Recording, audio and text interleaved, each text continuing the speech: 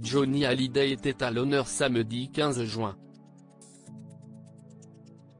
Alors que le rocker, disparu en décembre 2017, aurait dû fêter ses 76 ans, son épouse Laetitia et ses deux jeunes filles Jade et Joy ont inauguré une place baptisée en son nom à Toulouse.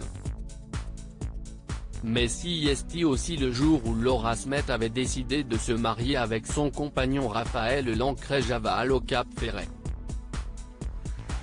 Une coïncidence que de nombreux observateurs ont qualifié de coup de communication de la part de la fille de Johnny, dont Bernard Montiel a toutefois voulu prendre la défense.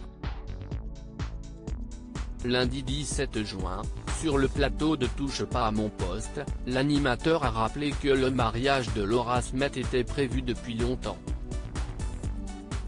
C'est la date anniversaire de la naissance de Johnny. Donc les deux sont légitimes. Il n'y a pas de bataille, a-t-il estimé. Bernard Montiel a d'ailleurs souligné que Laetitia Hallyday avait mentionné les deux enfants aînés du chanteur, David et Laura, lors de son discours à Toulouse, malgré la bataille judiciaire qu'il se livre sur la gestion de l'héritage de Johnny. Laetitia a rendu hommage sur l'esplanade, elle a bien fait. D'ailleurs, elle a également rendu hommage aux enfants.